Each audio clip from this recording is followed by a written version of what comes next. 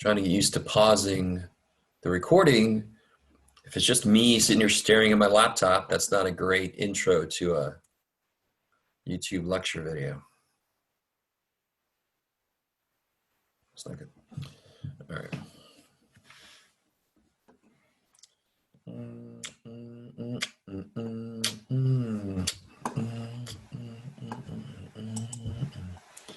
It's an interesting song to be humming, Jeff. Let me see. Me and my homeboys like to play this game.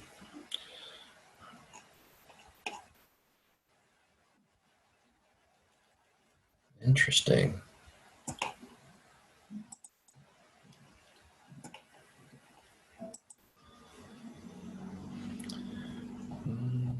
We want some.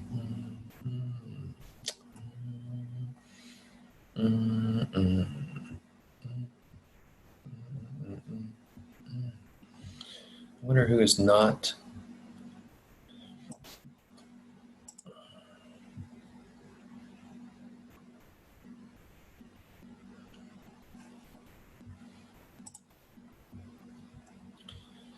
Who hasn't?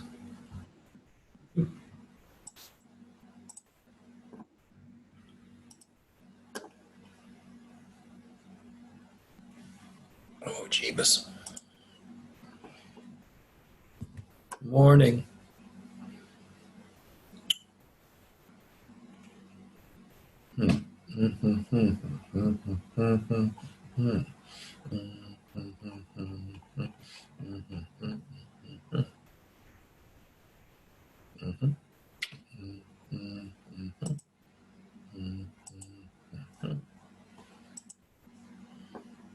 Oh.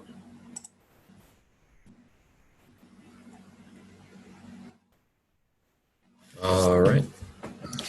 Almost time. If you have a quick question before we get started, feel free to ask. I see 2, 4, 6, 8, 9.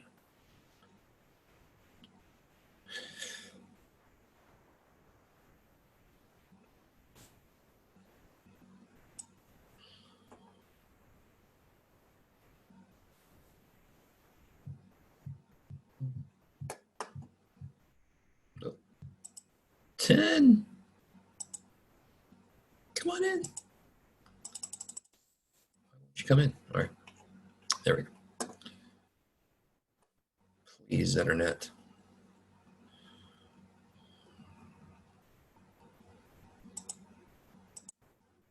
Make sure I don't have too many things happening.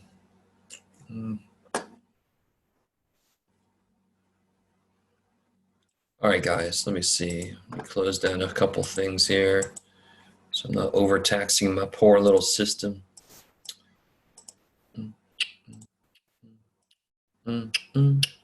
So, good morning, everybody. One thing is I did not really get time. I sort of, well, anyway, all right. So there's that section 8183 handout that's up on Canvas that I pointed to Monday. Right, so if you weren't here Monday or you haven't looked at it yet, go to Canvas now if you can and get a hold of that handout from section 8183. I'm going to pull it up here in a minute. So while you guys are doing that, anybody have questions from any homework stuff?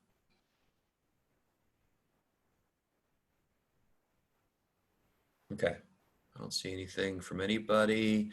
We're going to be doing 8.3. So we're gonna review 8.1. We'll do 8.3, and then hopefully we'll get a little bit into section 8.2 today. Let me see. So since there's no questions, let me share this screen. Oh, wait, who's there? Let me open the door up. Okay. All right, let me see. Somebody, Bob. Where am I at? Bob. No, I don't want that one. Bob, there's the one I want. Sorry, guys, hold on. Here it is. All right, so this, there we go. Right, this thing, Let me see, where's that at? There it is. Boop.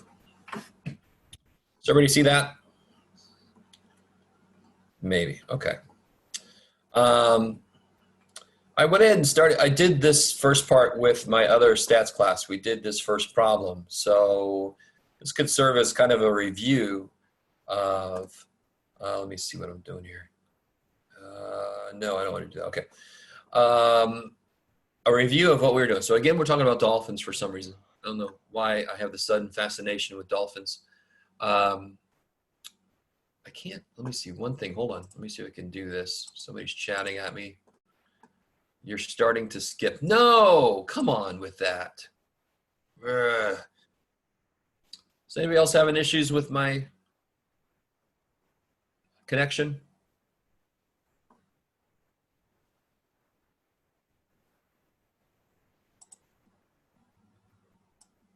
No, everybody else is okay?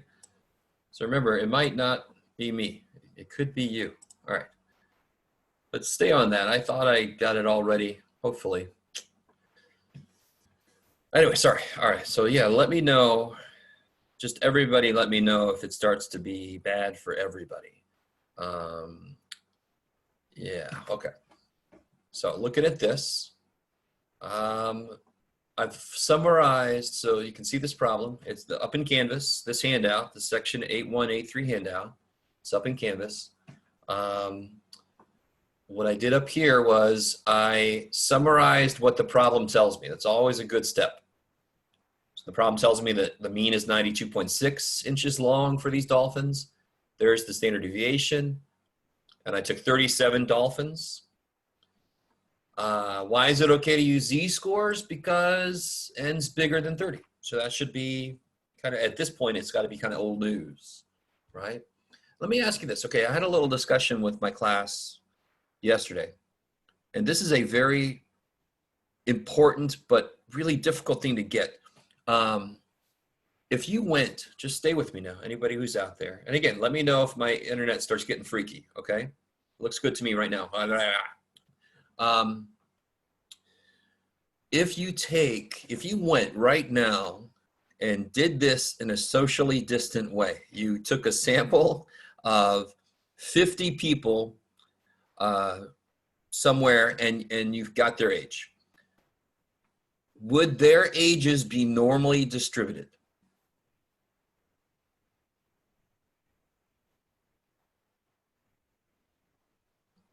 Anybody?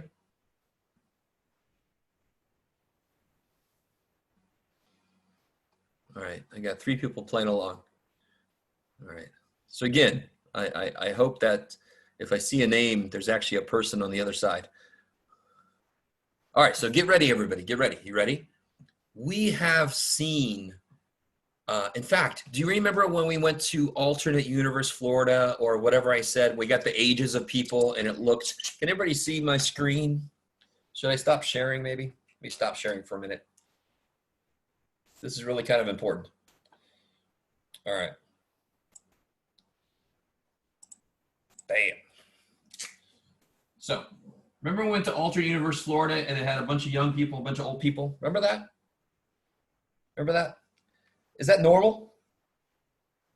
Is Florida big? Is Florida big? Yes. Florida got a lot of people, and most of them seem to be crazy, right? I lived in Florida for a while, so I can attest to this. So let's say that's like, you know, I don't know. Let's say that's about 50 million people, right? 50 million is bigger than 30, ain't it? Hell yeah, 50 million is kind of bigger than 30.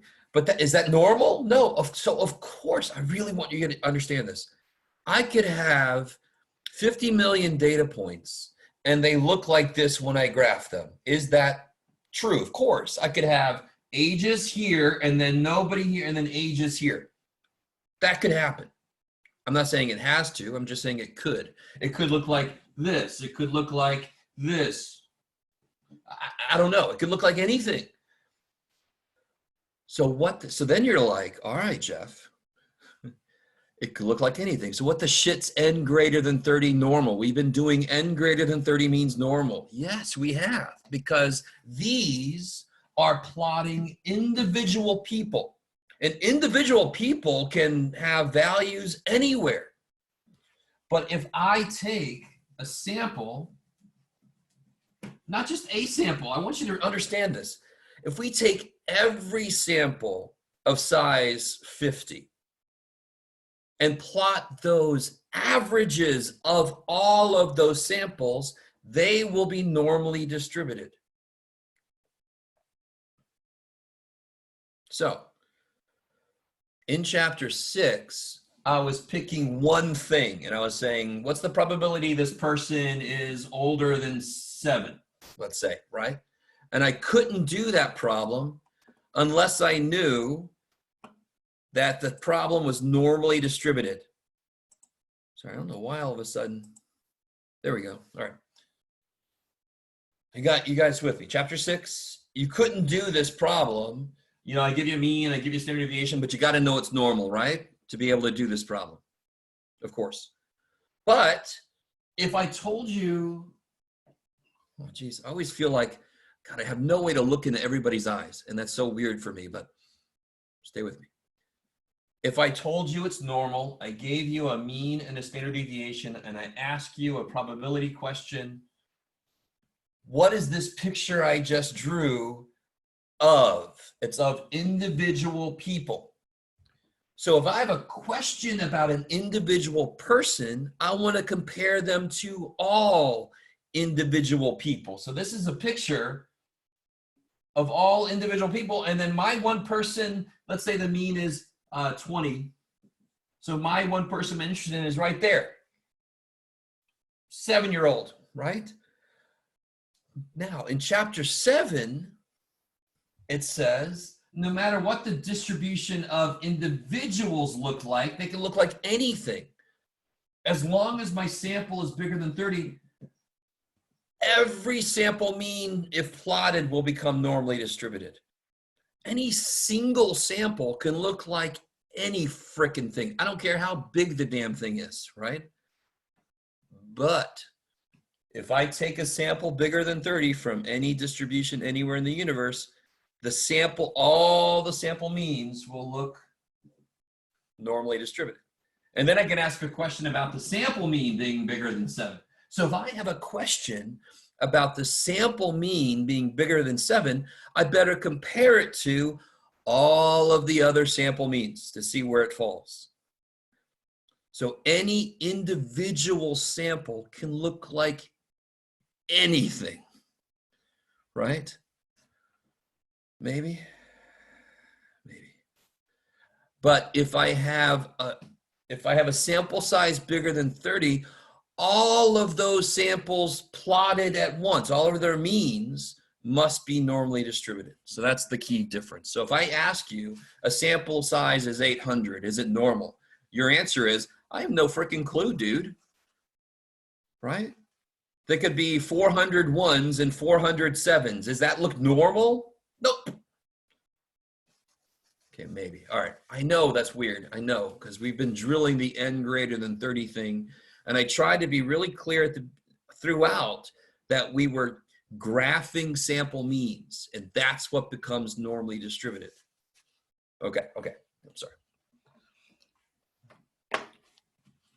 So, coming back. I've already lost people. Like, man, this is too much for 7:45 in the morning. All right. It's too bad, man. We all signed up for it. Let me see. Let me share this back. So looking back at this problem. I think I got it. Yes. So n greater than 30. So all the sample means when graphed will become normally distributed, or at least normal enough. Let me see if I can't get my chat back. So I can see my chat now. So if you got a question while I'm spewing stuff at you, just feel free to ask away. Here's how we find the z-score that I need, right? Here's the formula. Remember this guy? There's the formula we developed last time. The only thing I don't know is the z-score. And I get that from how confident I want to be, which tells me how much stuff I want to catch, right? And then all I did was I plugged everything in the formula. X bar is 92.6. The z-score is 1.96. I just plugged everything in, And that's the confidence interval I ended up with, 91.3 to 93.9. Okay, maybe, maybe, maybe. And then, of course, what's going to become your favorite part is the conclusion. 95% confident that this interval contains the true population mean length of dolphins. So we're always creating intervals to get a better feel for what the real population mean is, which we could never get. We can't possibly get every dolphin out there and measure them. Dolphins will kind of catch on to us and say, what the hell? So what I want you guys to do right now, I've been talking too much already, is to do part B. Part B is the same problem with just one minor difference. I want you to make a 90%. In fact, can you answer this first question before you do any work? Will the 90% confidence interval be smaller or bigger than the 95% confidence interval? If I want to be 90% confident, will the interval I make be smaller or larger? So let me ask you this. Why am I 95% confident in the first problem when I create that? Because that interval catches how much data. For number one, the interval I made, how much data does it catch? What percentage of the data does it catch?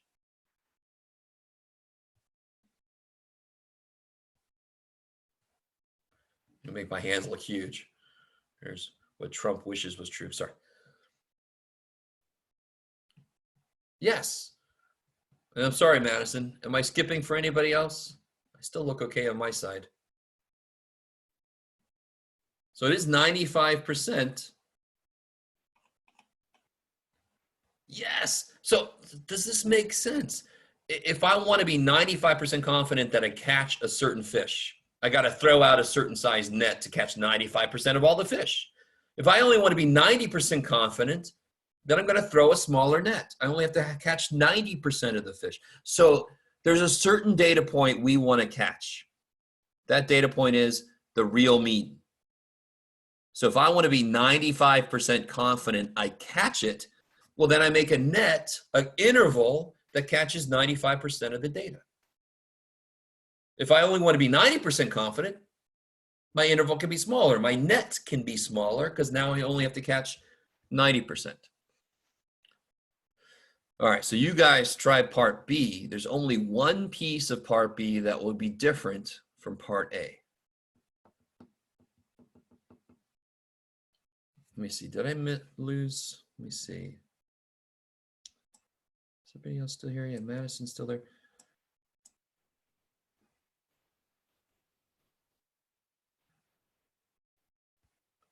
Okay, so can everybody hit yes or no? Answer this question for me with the yes, no buttons. Is my feed coming to you okay? Am I yes, no? Is my feed coming to you okay? This will do two things for me. It'll make me feel better that people are actually out there. Can everybody answer the question? Is my feed coming to you okay? And some people are like, I don't even know what you're asking because your feed sucks. Sorry. Okay, I almost got everybody answered. There's a few people that logged in and then went back to bed. Okay. Oh, here we go. Some of you guys still aren't sure where the yes, no buttons are. Okay. Well, if you hit participants at the end of the screen, so I got most everybody says it's good and a couple people saying it's skipping. So I'm gonna go out on a limb and say it's your connection, not mine. All right.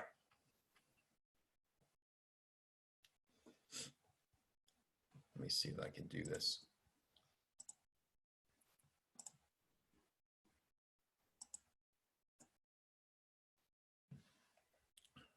So these are the same problem fundamentally. Richard, you're good? Okay, good for you. Okay, thank you. Let me shrink that down a bit.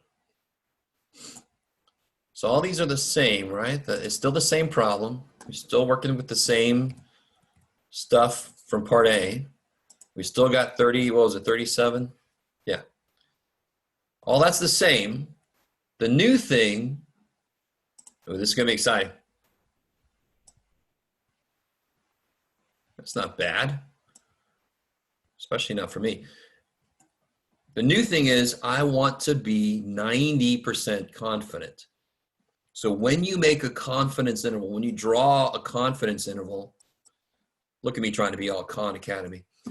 When you draw a confidence interval, that's what it's going to look like.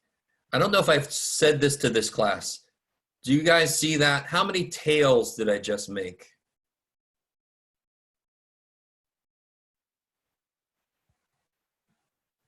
Anybody?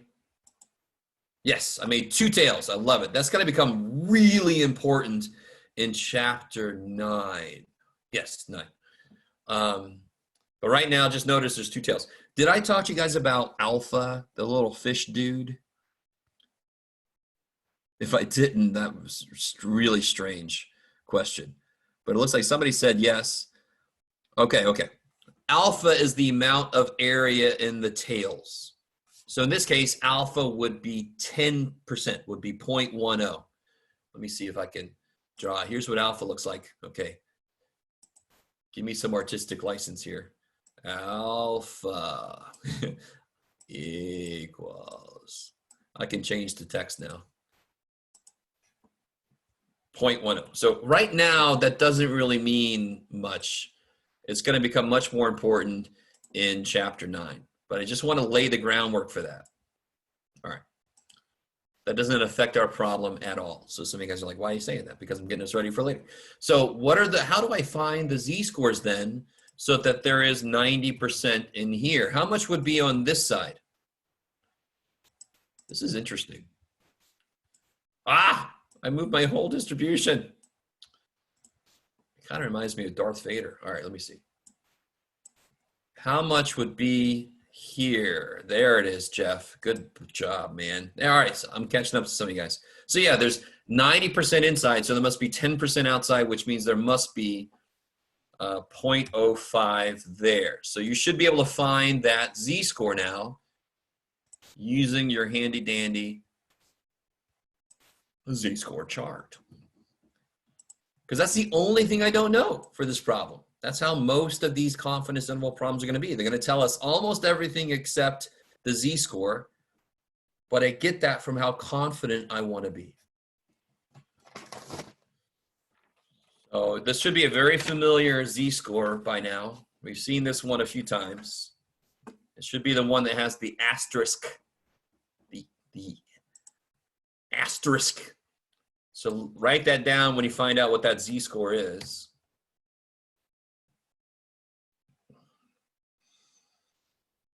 So you're looking up 0.05. Be careful. You're looking up 0.05, not 0.005. That would be the right one if it was 0.005. We're looking at 0.05. Yes. And why didn't Monica say negative 1645? Because the negative is already built into the equation right there. Right there. Okay. All right. So if you haven't finished this out, finish this out. Go ahead and throw everything into the equation and try to figure out what the interval is. I'll wait. I'll stare at you.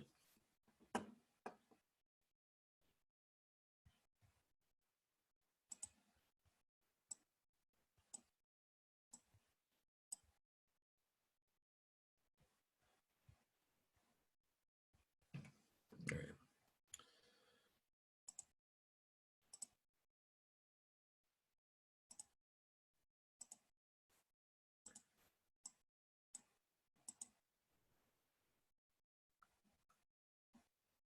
I'm going to start typing some stuff here.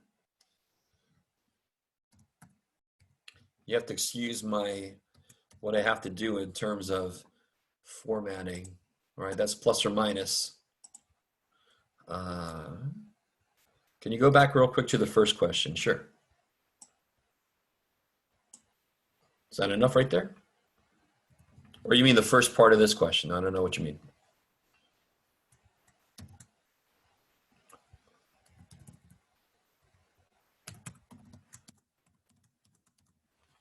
Can you guys handle the way I have to write that? Just because I don't have access to my equation buttons, right? 92.6, give or take, plus or minus 1.645 times 4.11 divided by the square root of 37. So I would highly recommend you do the error piece first. The error piece, of course, being, get out of there, being this piece here. So Monica, we're going to try to catch up to Monica.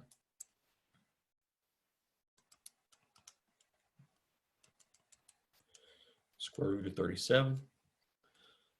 So I get this. Can you guys see my calculator too? All right, so I get that 1.111.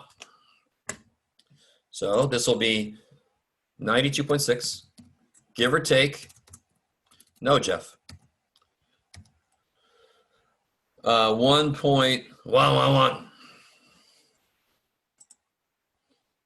So then if you just subtract that from 92.6, you'll get 91 point, I think you'll get 91.489. I don't know, but 91.5 if I round it to be the same number of decimal places as the given sample mean. And then if I add it, I'll get 93.7. So we finally caught up to Monica. All right, now, please, does anyone have a question about that? I mean, this is the hardest part about mathematics, and I will be very direct with you. You have very often very deep concepts that aren't necessarily difficult, they're just different. And then you have the formulas that are built on top of those ideas. So the more disconnected those are for you, you might be able to do this, but then you have no idea what the shit you just did. You're like, I got the numbers. So the conclusion you have to write is the technical conclusion for what this means. But I hope you can interpret for yourself what it means. So let's see, go ahead and try to write down what the conclusion is, and then I'll write mine down and we'll see if they're the same. Not in chat, I mean, just for yourself. Don't give it away to everybody. Don't give it away, give it away, give it away. I'm in a very musical mood this morning. Bum, bum, bum, bum, bum, bum, bum, bum, bum, bum, bum. I'll get me started. We are 90%, not dollars, 90%.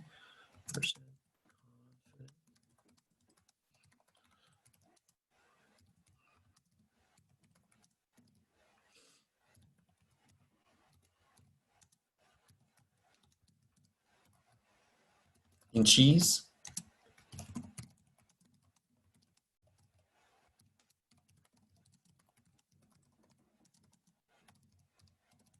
Bam. There it is. It is very important that you say it in that order. And I know this is another point that just seems very arbitrary, but the mean exists somewhere already. I make my interval, and maybe my interval catches that mean, and maybe it doesn't. So I have to say I'm 90% confident that the interval I made catches that mean. Sort of like the same way if you're trying to catch a fish, you'd say I'm 90% confident that my net caught the fish, not that the fish went in my net. I mean, it's all right. It seems arbitrary, I know. All right. Somebody got that problem? I'm gonna post this up on Canvas, this solution thing right here, okay? So if you're not keeping the best notes, it'll be up there for you. I want to stop sharing my screen so I can talk about part C. Does anybody freak out if I stop sharing this? I didn't learn that lesson in kindergarten. Give it back. All right, I got my screen back. Okay. So just to kind of, how about that? Just to kind of truncate this discussion a little bit. this formula here is the one we're working with. What part of that formula is the error? Is this part, right? That's the error.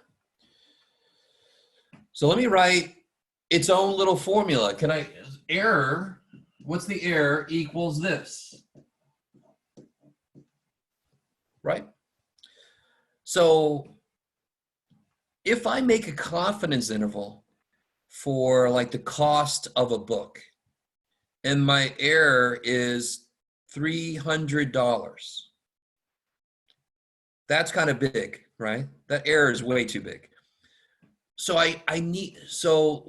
the most immediate problem for that would probably be that my sample size is too small, right? If my sample size is small, my error is going to be big. Do you guys see that? If I divide by small, I get big. Okay, so I want to make a formula that will tell me, okay, what if I want to force my error to be something? I don't want to let it be big. I want to make my error be like $10. I need to have a formula that tells me how big of a sample I need so that my error is that tiny. That would be really useful, right? So if I'm like, if I want the error to be $10 and I do the work and I get my sample size has to be 300, I'm like, okay, I could do that. If I do the work and my sample size is 8 million, I'm like, maybe I can live with a worse error. I don't want to look at 8 million books. Yes, maybe. So this is what I call a feasibility formula. How feasible will it be to get an error that I want? So what I need to do is solve this equation for n. Now on the thing, you see my answer. But how do I solve this weird ass thing for n? What's the first step? There's actually a couple of correct answers for this. Here's a neat thing from algebra. A little side note, watch this. What is 20 divided by 5?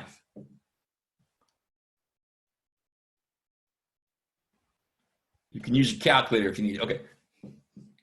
Now watch. What's 20 divided by 4? Sorry, I'll stop. So look what happened. Didn't he switch places? Did you see that? Of course. Something divided by one chunk is the other chunk. So now watch. This is really generally useful. Do you see how this equation sucks? Because my n is on the bottom, and that's the thing I want. So I can just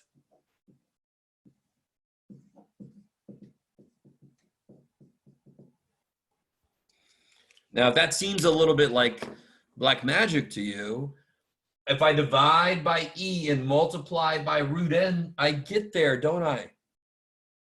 So that's something I can just always do. Yes, and then we do that, right? So I want to multiply it up and then divide e down. So those basically just switch places. That's just like 4 and 5 here. Same thing. And then I square both sides. Thank you.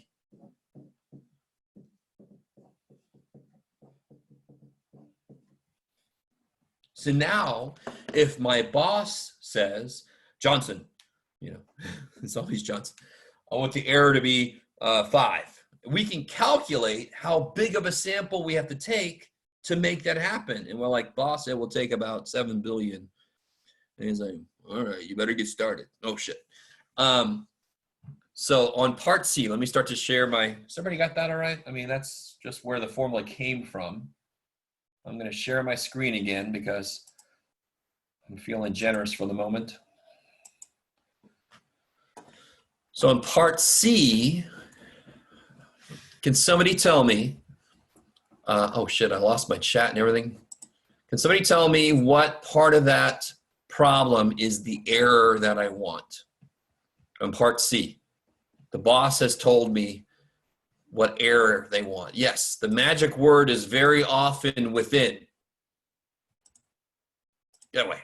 Got to do that? Yeah.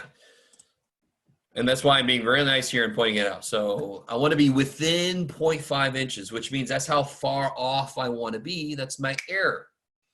The mistake people make, do you notice how I put part C right after part B? I like to do that kind of thing because that's like the order they normally come in. But what I'll get, what was the error that we got on part B? What was the error that we got on part B? Can anybody find that? What was the error that we got on part B?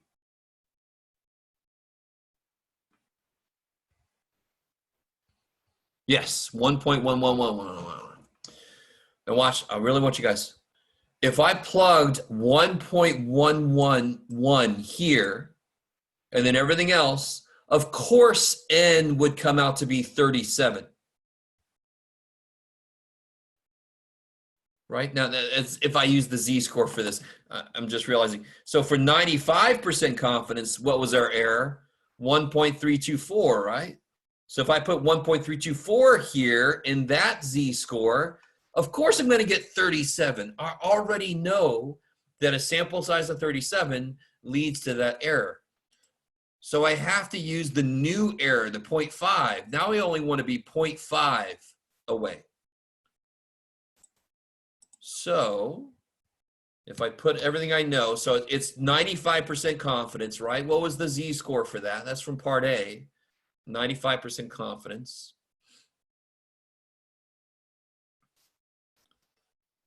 I'll just put it down here. It's 1.96. You can go see. Excuse my weird-ass formatting that I have to do. And then sigma was 4.11, right? And then divided by the error that I want is 0.5. That looks so weird, and I'm really sorry, but oh well. 1.96 squared times 4.11. Oh, I forgot to square that bad boy. That's my fault. So a slightly easier way to do this. Let me talk about this. I could do this instead. I could do all of this in parentheses and then just square the whole damn thing. Sort of like the equation I've got right there. Right? So either way, I could square each piece or I could do the whole thing and square the whole thing. So I'm going to put it in here like this. Did somebody just come in? 1.96 times 4.11 divided by 0.5 and then square the whole damn thing. So it's going to look like, where are you at? There you are. Get over there. Okay. You see that? So that 1.96, 4.11 divided by 0.5, that whole thing is squared, and I get that. What's wrong with that? The answer here is supposed to be a number of dolphins, right? Let's not become like dolphin serial killers and start chopping them up. So we're going to round that up to 260. We always round up no matter what the next decimal was. If it was 259.01, we'd make it 260. So let's see if this makes, what was that? It's like my fifth puberty. Let's see if this makes sense. If I took a sample of 30, whoa, shit, what just happened? Okay. If I took a sample of 37 dolphins in this first part up here, I get an error of 1.324. If I want to make that error go all the way down to ½ an inch, I'm going to have to get 260 dolphins now. It only makes sense. The bigger the sample I take, we knew this on day one. You knew this on day frickin' 0 before you even saw my face. A bigger sample's better. And this is exactly what this is saying. If I take a bigger sample, my error will get smaller. And with this formula, we can control what that error is going to be. And we can see how big of a sample. If the answer here would have been 2.67 million dolphins, we'd probably go, I can live without that good of an error. I don't want to measure 2.67 million dolphins. But 260, we can maybe do that, right? All right, I don't see any questions. Hopefully all that made sense. Okay. So when there is a question in the homework or on a quiz that says, how many whatevers would it take to be within blah, you need a formula that is solved for n, because that's what the hell how many is. That's the number of things. So you at least know to go to a formula that's n equals something, because we are going to have a few more of these n equals something formulas by the end of chapter 8. Okay, so any questions on this first side? It's very Christmassy with the red and the green. I like it. So I'm going to save this. I'll put it up on Canvas so you can reference it later if you want to. We still have to talk about the next side. So I'm going to get into that right now. That's some freaky shit. Okay. Here we go. Looks like this might be the last thing we do. Let's see. Not that we ever do. I'm not getting that morbid. That we do today. All right.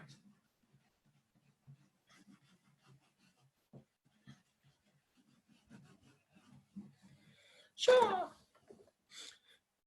So, to develop the confidence interval formula we've got now, we kind of started with this formula, remember? And then I said, we don't know what this is, so we put X bar. Is everybody with me? Okay, now, section 8.3 gets into making confidence intervals for percentages, which is the ones that we normally see. I think I've asked you before, how many of you are paying any attention to the fact that there's an election coming up? Hopefully, a few of you guys. Hopefully, you guys all are planning to vote. Hopefully, we'll be able to vote by mail if coronavirus is still out there, unlike frickin' Wisconsin or whatever I think it was Wisconsin, Missouri, Wisconsin, one of those idiot places. So, you normally see a news story somewhere like 40% want to vote for Biden and 38% want to vote for Sanders and whatever. And then at the very bottom of the screen, it says plus or minus 4%. If you've ever seen that, we're about to learn where the shit that comes from. So help me out. We have a percentage problem, like the percentage that will vote for somebody or won't vote for somebody, right? So that is a binomial problem. That is NPQ. So remind me, what is the formula for mu for an NPQ problem? I didn't bring anything to drink over here. That's really smart. Yes. And what's the formula for standard deviation?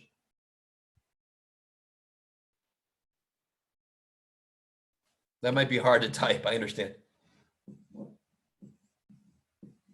Right? Does that sound familiar or look familiar, I guess? NPG, I like it, Isaiah.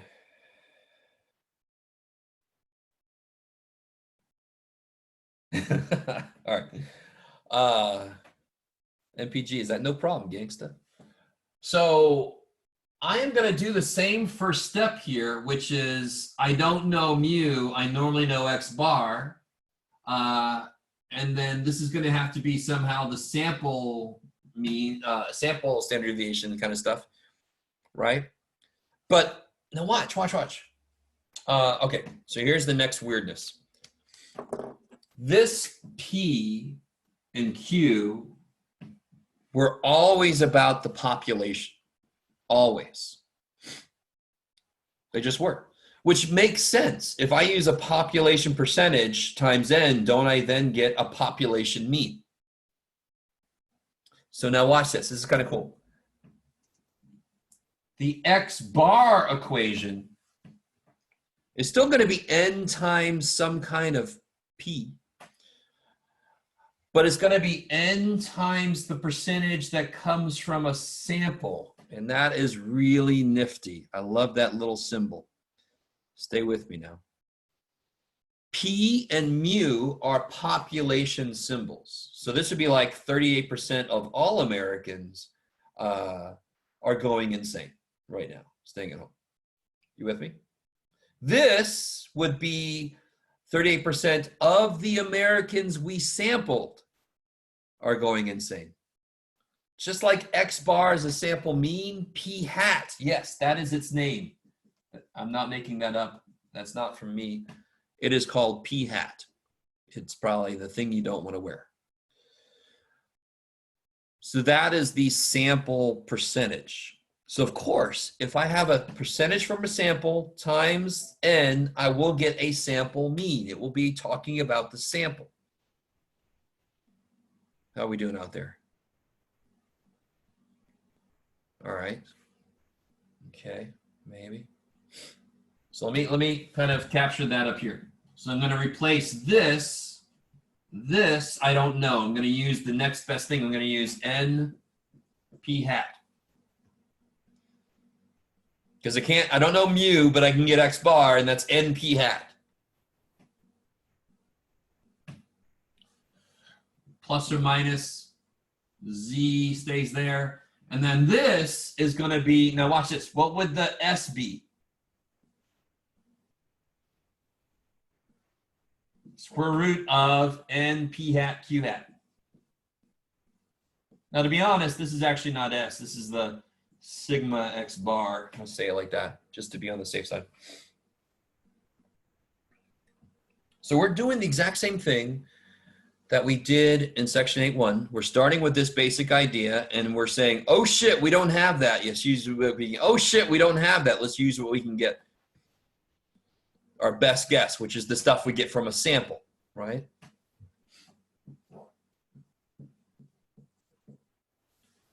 Now, this is where you're going to have to, well, let's see. All right. So real quick, just to remind you, this formula from before, what is it trying to do? This formula right here, it is trying to capture the real mean. I mean, that should make sense what I just said. That's what we're trying to do with a confidence interval, right? With this confidence interval we make, we want it to capture the real mean. Is that all right? So that's kind of a way I can represent that. So I want this to do the same thing. I want this to capture this. That's the real mean, isn't it? That's the real mean.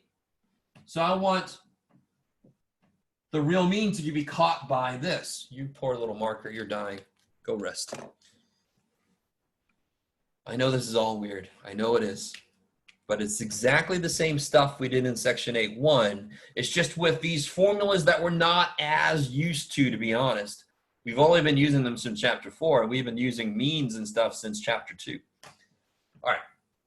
So now watch this. Let me rewrite this here. NP, I want it to be caught by this interval that I can make. Oh, shit, it's way too far away. All right, come here. Rawr. So that's the interval.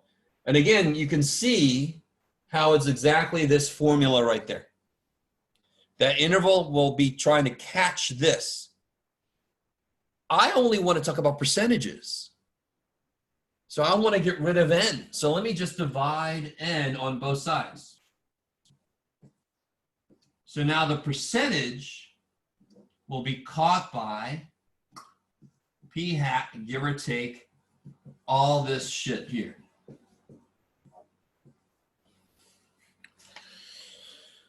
All right.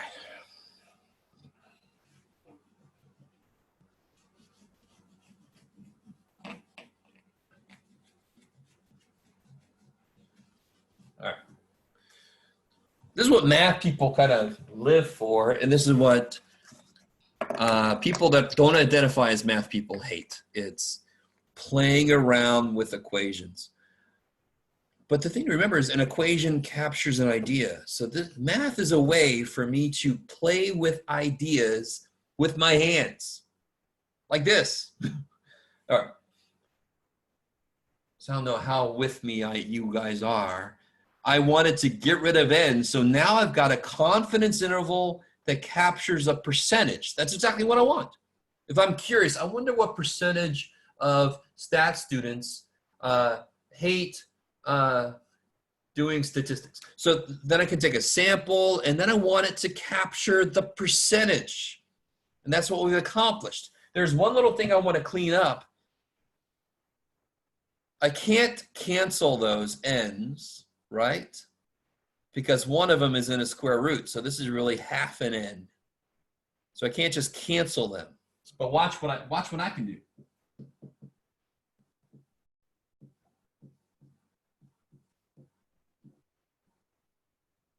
What is the square root of n squared?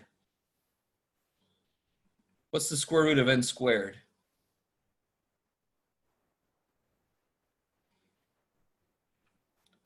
What is the square root? Yes. So I can replace n with the square root of n squared. And I don't know if you remember your algebra, but if they both have the same root, I'm allowed to reduce. So do you see how one n now will cancel? So I end up with this formula. Let me put it over here. I get one big ass square root, right? Because that n is still under a square root.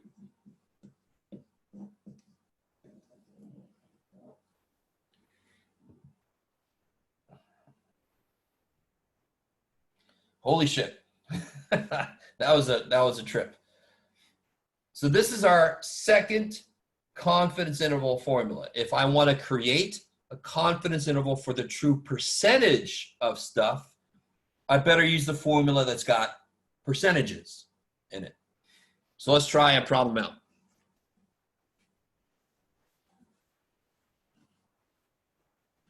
Jeff, you need to get a bigger thing of eraser. I know.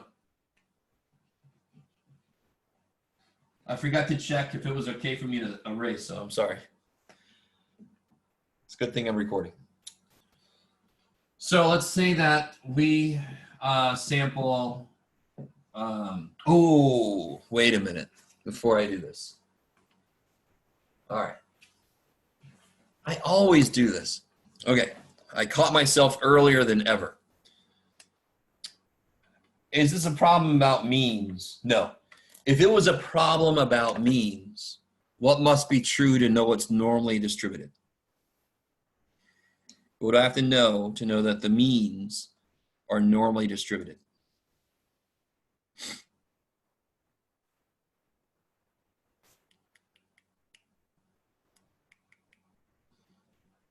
No? Anybody? Yes, right? Why are you being all private about it? Somebody just wrote me a private message. N greater than 30, right? If it's a problem about means, I know it's normally distributed. The means will be normally distributed if my sample size is bigger than 30. Do I have a problem about means? Is this a problem about means? No, right? This is a problem about percentages. I really want you to understand. A very fundamental thing every time we do a different problem is, when am I allowed to use this? If it's means, n greater than 30, bam. This ain't means. Oh, shit. We better come up with or investigate what has to be true before I know this is normally distributed enough. So let me see if I can find this really quickly. Can I do anything really quickly on here? Do you guys remember that handout I gave? It's a way back in the day when we were actually all together in one room. Let me see if I can find it real quick. It had the flipping a coin, and it had the histogram in the middle of it. Oh, let's see. What did I call it? There it is. Let me share this. Hold on. Multiple displays, freaking me out. All right. There it is. Bam, this guy. Remember this guy? Right? The thing that looks like a alien with a lot of fingers, and he's giving us the finger. So does this look normally distributed? Does this picture look normally distributed? Definitely. Big time, right? Why?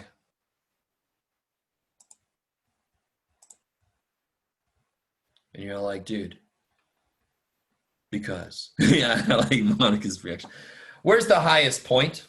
It's symmetric. Where's the highest point? Where is the highest point? On the left, on the right, in the middle, right? That is one of the key components of a normal distribution, is it better be highest in the middle and then kind of go down symmetrically from there, right?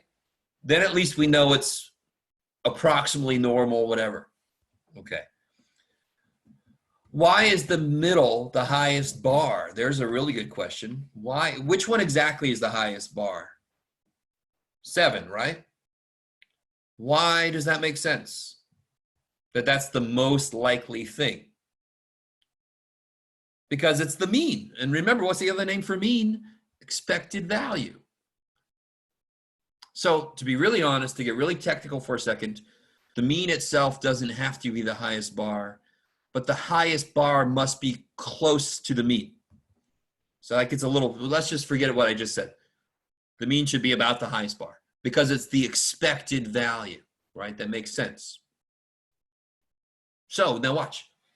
What if I had a situation? Okay, I'm going to close this down. All right. What if I had a situation? So on that problem, n was 14 and p was 0.5, so the mean was 7, which is right in the middle of 0 and 14. So that could be the highest, and it can go down from there, blah, blah, blah, blah, right? That was the whole idea. What if I had a coin where p was what do you got, Jeff? 0.01. Somebody has weighted the coin so that tails shows up almost all the damn time, right? It's their coin, their special coin they pull out when they're about to make a bet. Can somebody figure out what would the mean be then?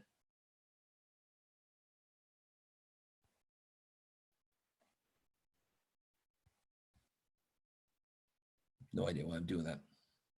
What's the formula for the mean again? For NPQ problem? Not quite. There's n times p. That should be 0.14, right? 0.14? Oh, yeah. All right. Now, stay with me. And again, this is the concept behind why the test works, why the thing we're going to come up with works. What's the least number of heads I can get if I flip a coin? I don't care how many times, but let's say 14. What's the least? I think it was about head. Yeah. The least number of heads I can get if I flip a coin, in this case, 14 times. What's the least number of heads?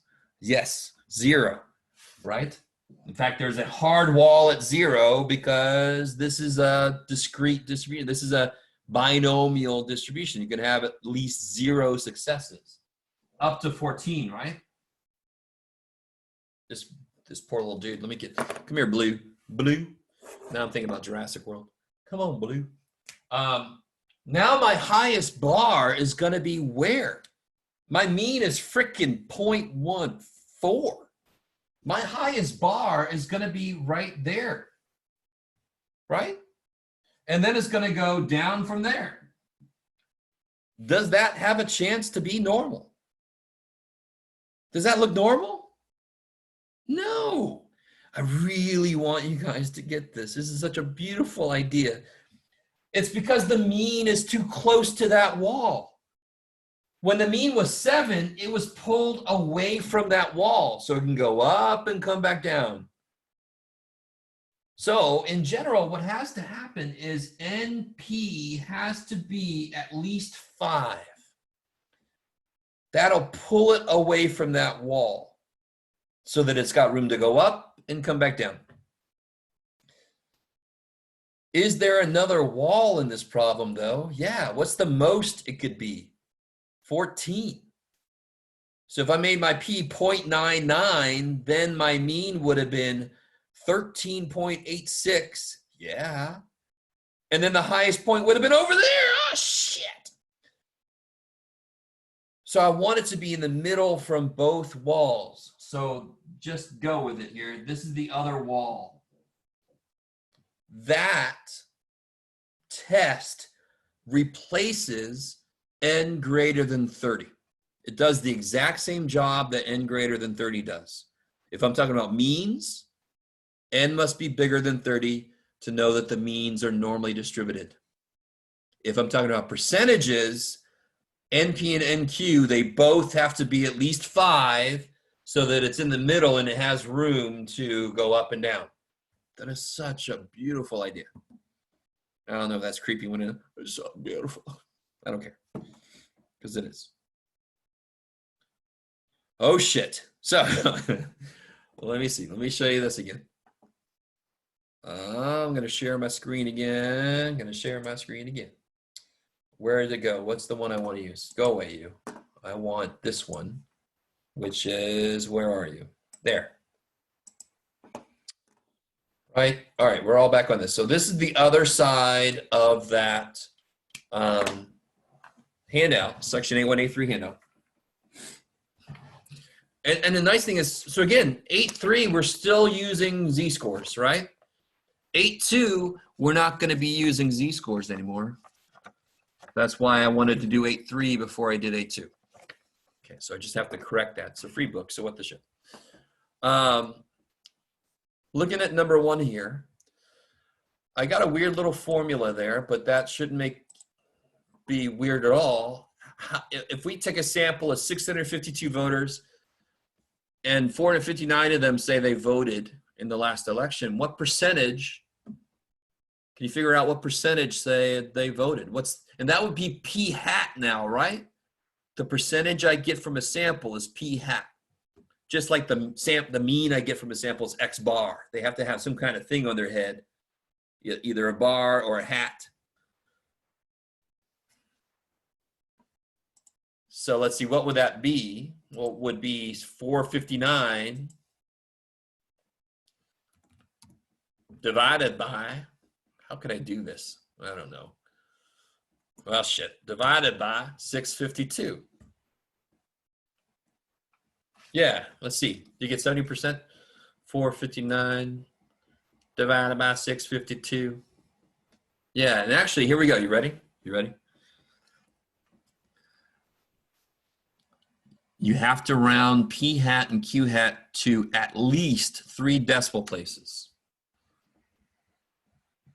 So I don't know if you guys remember, I said this earlier this semester. If you round everything to 4 places, you're covered. The one thing you wouldn't do that with is z-scores because the chart only goes to 2 places.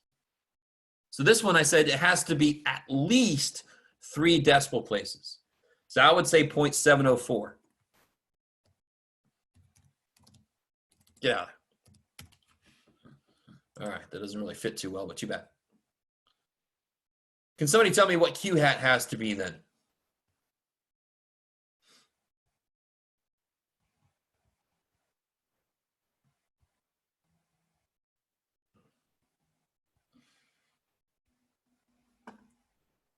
No. Yes. No matter what clothing they're wearing, I love saying that. No matter what clothing they're wearing, P and Q must add to be 1. If the sample success rate is 0.704, the sample failure rate has to be 0.296. They have to add up to be 1. So P sock and Q sock would have to add to be 1. P pants and Q pants, I don't know. You're not going to, by the way, there's no P sock and Q pants. Don't freak out. I just like to make sense of the P hat thing. And N, of course, we know is, now actually, what is N? This seems to be a big problem for people doing this problem. Yes, N is not 459, right? N is always the total number of things I was looking at. It's the bigger one, 652. Now look here. I will be nice just to see what it feels like. And I will ask you to check NP hat and NQ hat. What the shit does that mean? That means make sure they're both at least 5, right? Let me see if you guys get this idea. I'm going to try to help you out a little bit here. Actually, all right, let's just do it directly and then I'll show you a shortcut. So if I took 652 times 0.704, what do you get? You're going to get a number that looks very familiar to this problem. right? I'm just doing n times p hat. Yeah, 459 basically, right? 0.00, he gives a shit. Because that is definitely bigger than 5. What's 459 mean in this problem? Do you see 459 somewhere? Yeah. Does anybody notice that, of course, n times p hat will equal what the successes were, because that's how p hat is created, by dividing that by n. So some of you guys might realize you can just jump straight to this, and that is bigger than or equal to 5, right? Check. What about NQ? So you could either do 652 times Q, or you could just do 652 minus 459. It's the rest, right? So I'm going to predict you're going to get 193. I didn't sound very confident there. I think it's 193. 193, yes, right? Anybody do that yet? It's okay if that's not right. I can live with that. Yeah, so 192.99 is 193, right?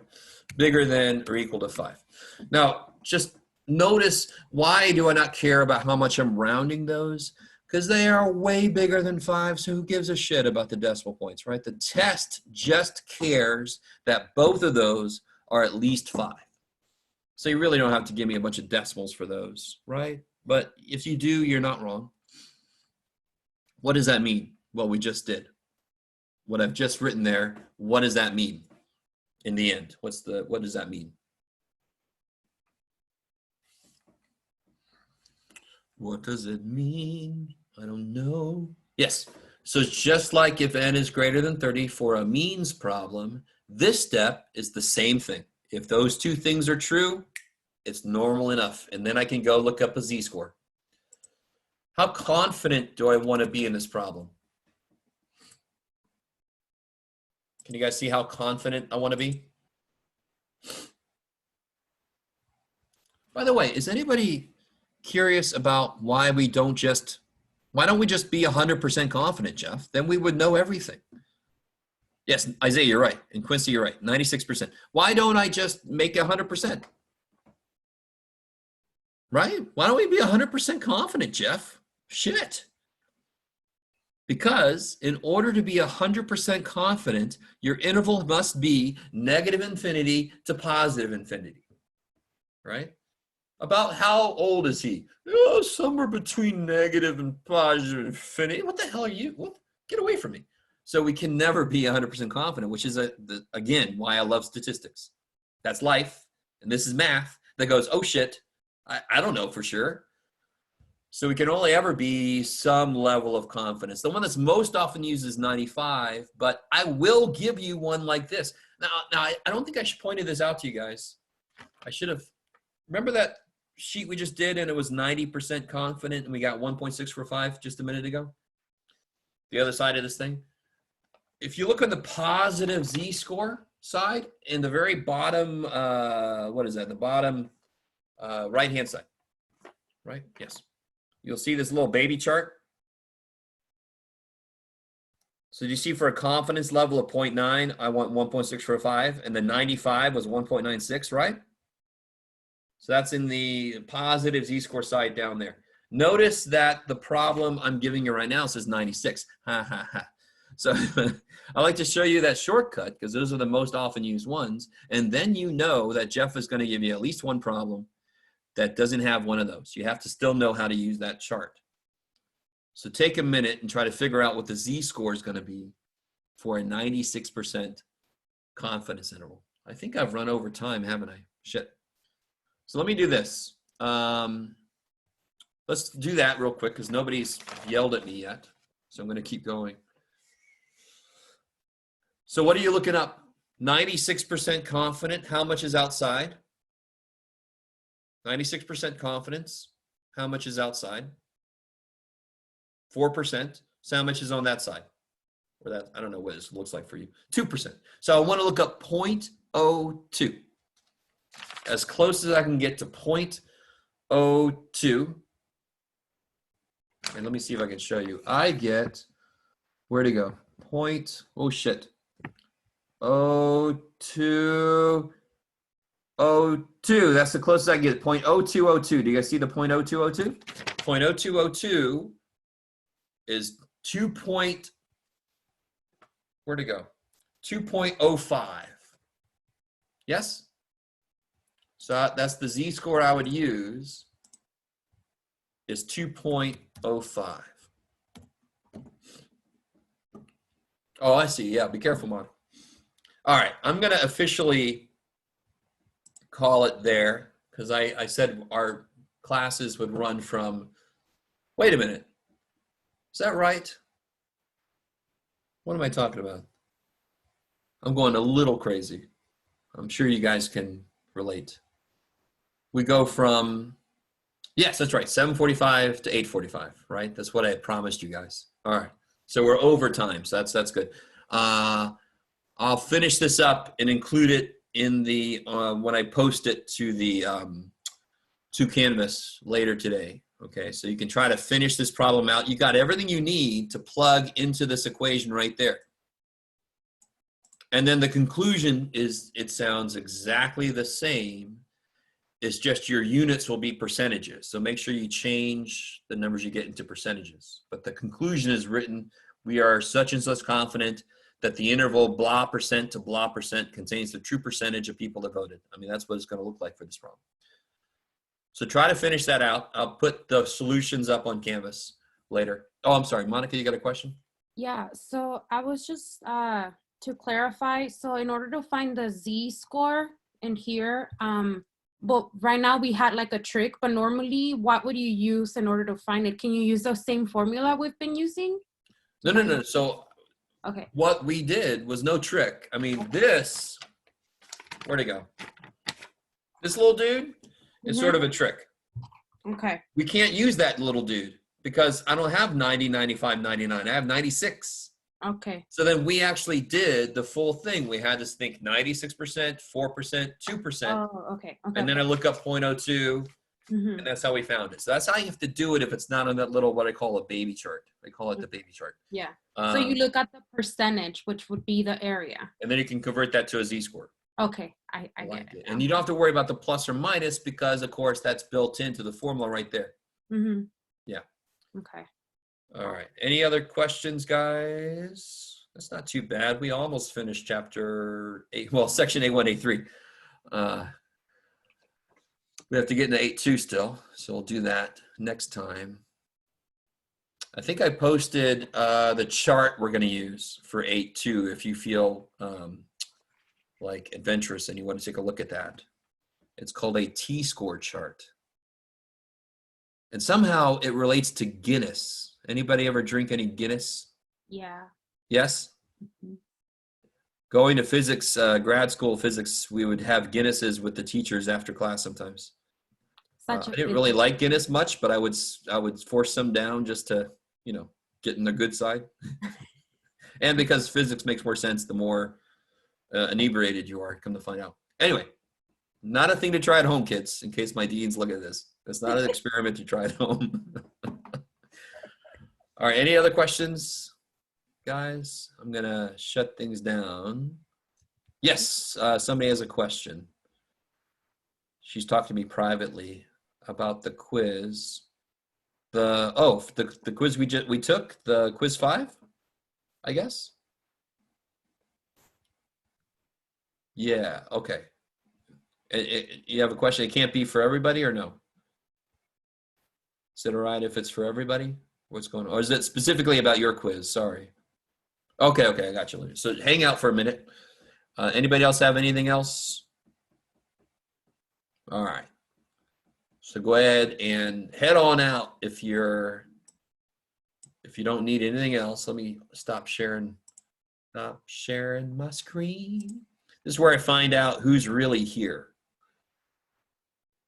The people that just turned they logged in.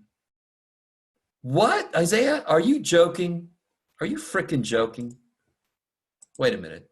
You freaking joking me? Would you joke about that shit?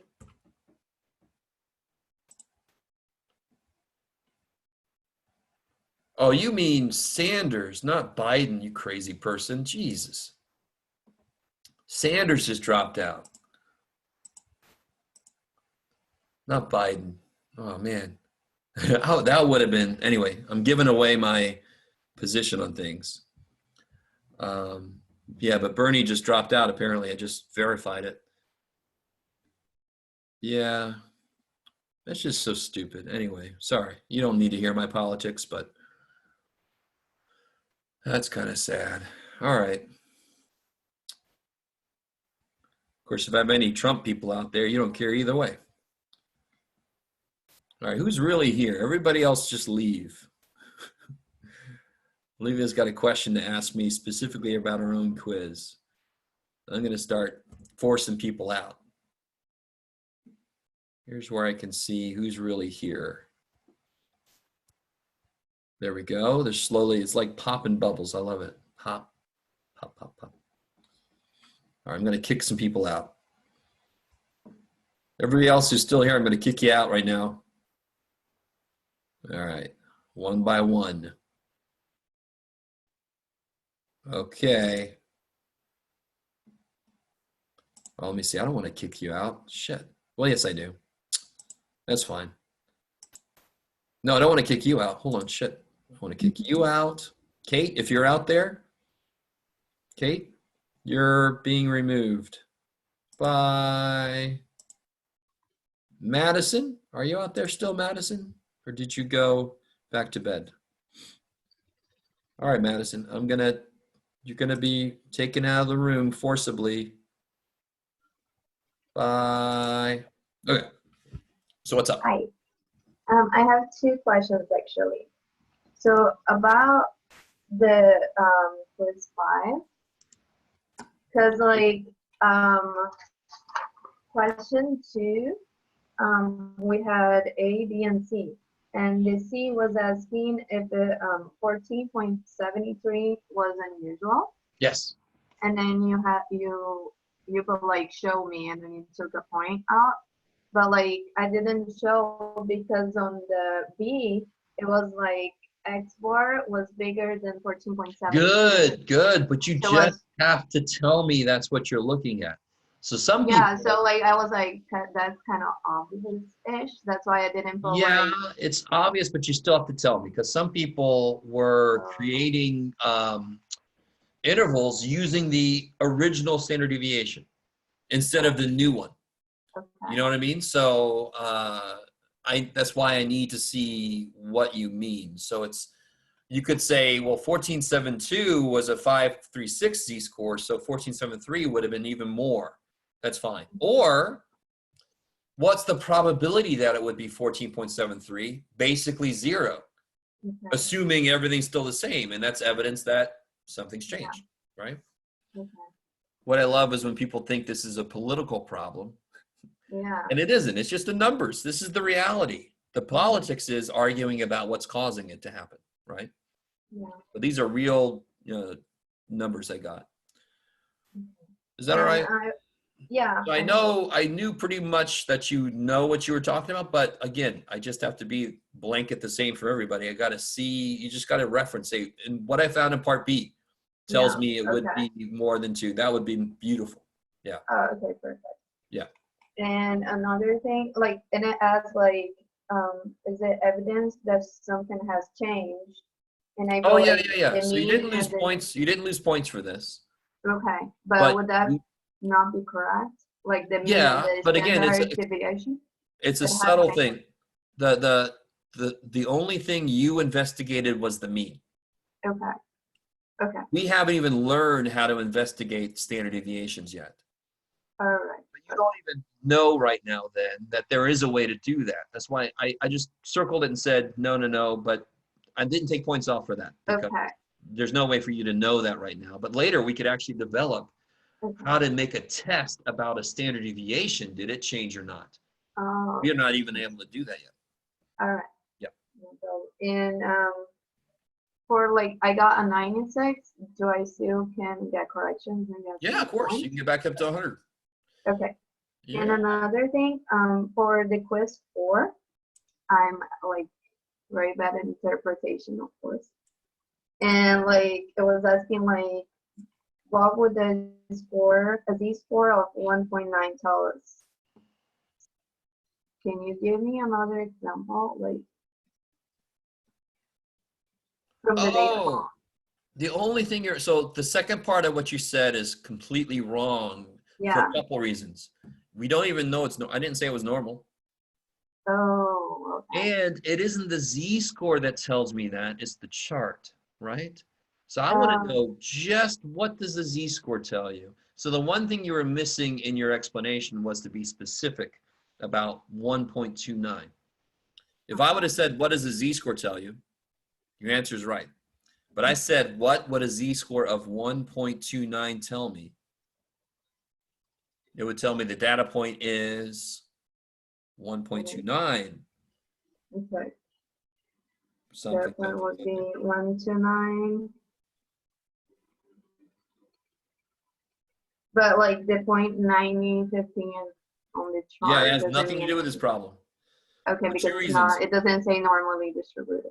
It doesn't say normal, and even if it did, the z-score doesn't tell me that, the chart does. Okay. I want to know just by itself, what does a z-score tell you? Not any extra help or anything, just a z-score, no matter what does it tell you? Yeah. Would be like the area. Say again? The area. Nope, it doesn't say a word about the area. I Okay, really I want you don't to know understand this. The z-score by itself just tells me the number of standard deviations away from the mean. Oh, If I okay. know what it looks like, I can maybe then figure out what area there is, right? But right now, we don't know what this thing looks like. There could be any area anywhere. I don't know. So Yeah, I would just needed to add it to my response now, to my answer.